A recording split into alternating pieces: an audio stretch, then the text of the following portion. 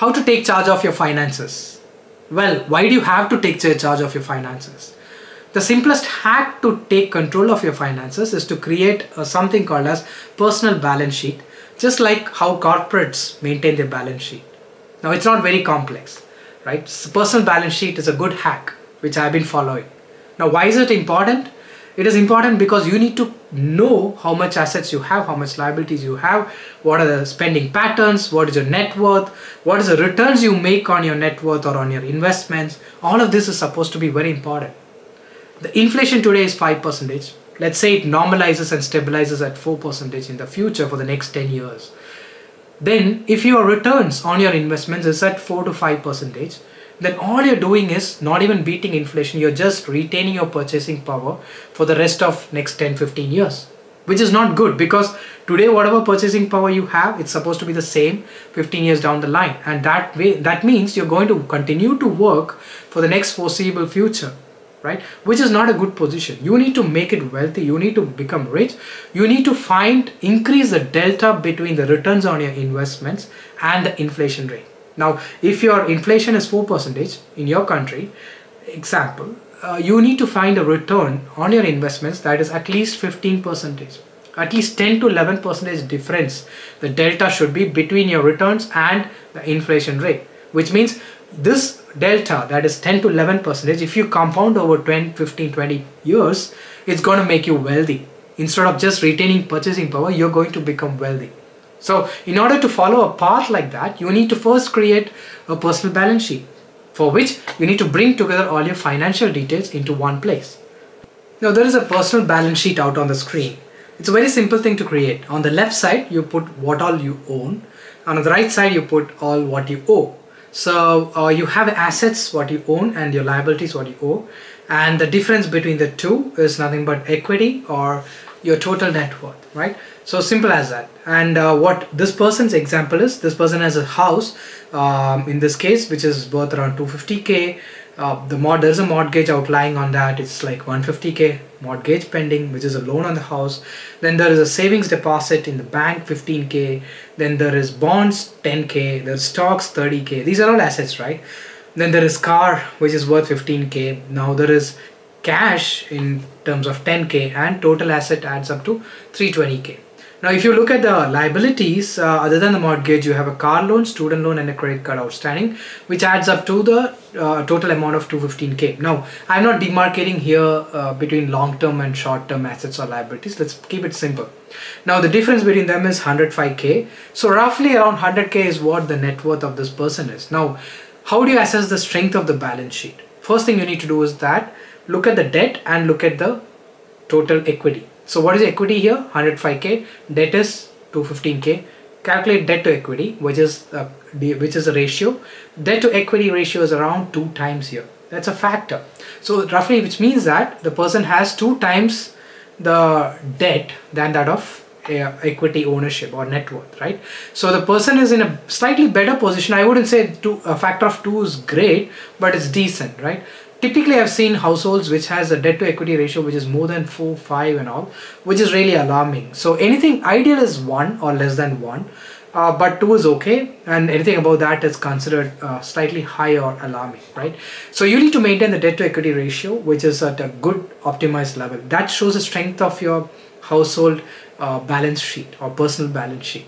The second part to look at is how solvent or liquid your balance sheet is, which means liquidity is nothing but how much money you can accumulate and expense it out at a very quick span of time, which means can you liquidate money immediately. But here in this case, this person has liquidity, sufficient liquidity, right, in terms of cash. Then there is a savings deposit, pretty much, it might be tenured, but still quite liquid, considering other options of long-term assets. So these are liquidity. What is solvency?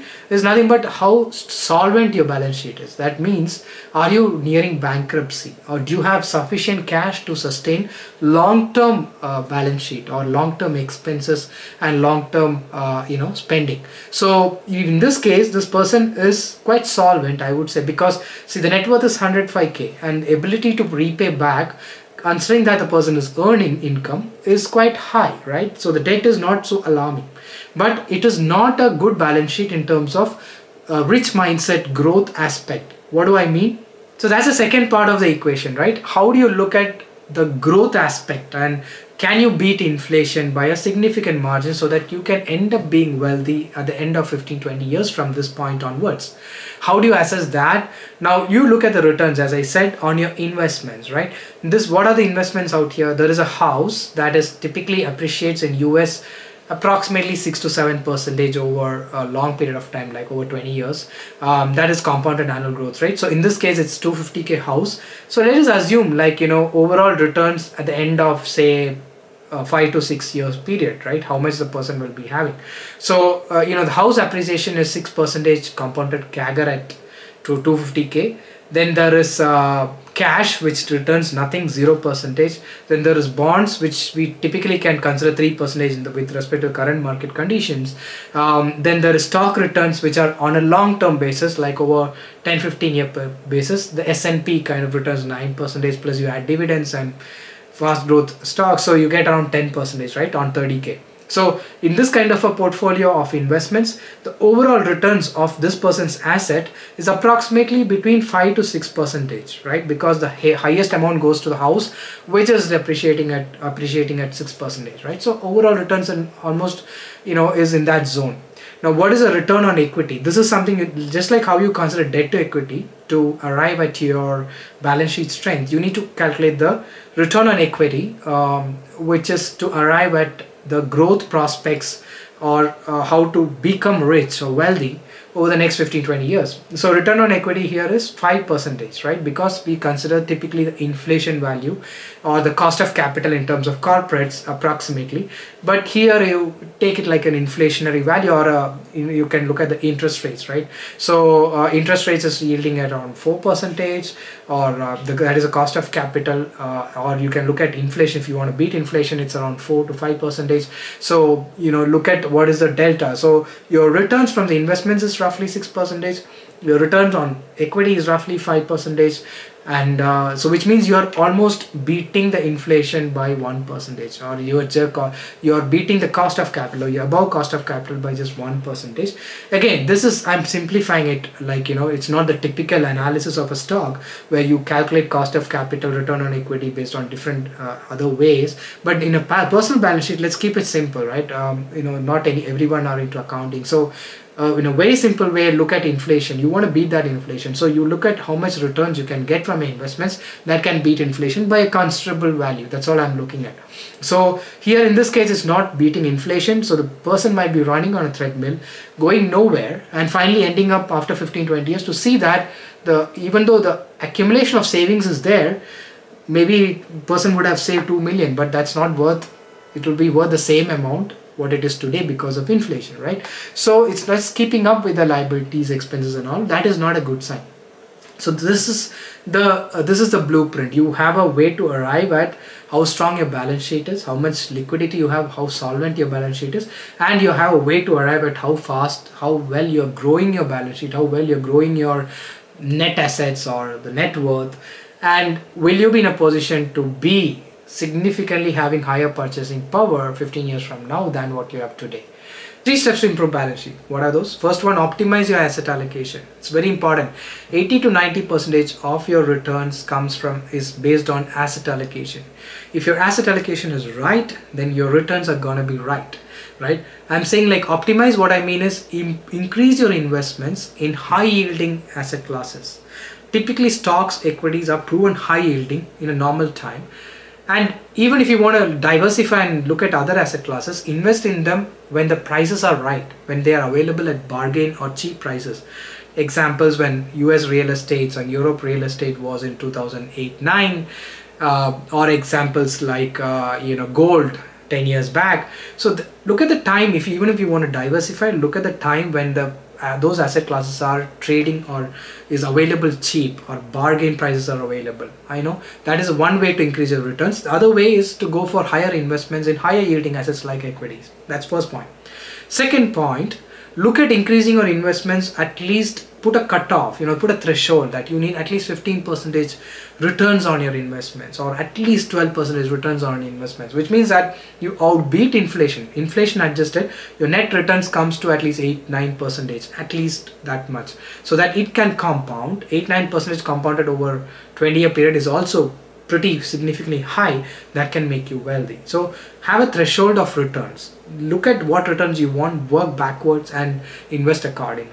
The third point I want to make is defer buying liabilities that looks like assets. Now what I mean is, don't buy assets at higher prices, or don't buy overvalued assets and taking liabilities on top of that. This is extremely, it's a double whammy.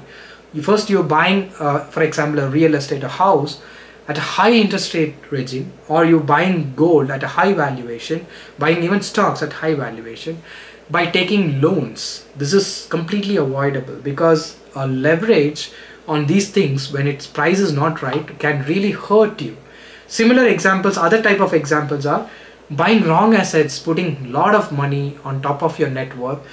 Suppose this person's net worth was 100k, that person goes and buys a car for 90k and taking 50k loan on top of that, or 60k loan on top of that. That is not good. That will bring down your total returns, right? So do not take a huge loan to buy a depreciating asset, right? That is not a good idea. Also, don't take loans to purchase things that are like gold or real estate, which are when the valuations are very high. That can also hurt your returns. So these are 3 steps that can improve your overall growth strategy, as well as improve your balance sheet strength. Trust this was helpful. Thanks for staying with me. Signing off, Sandeep Manu.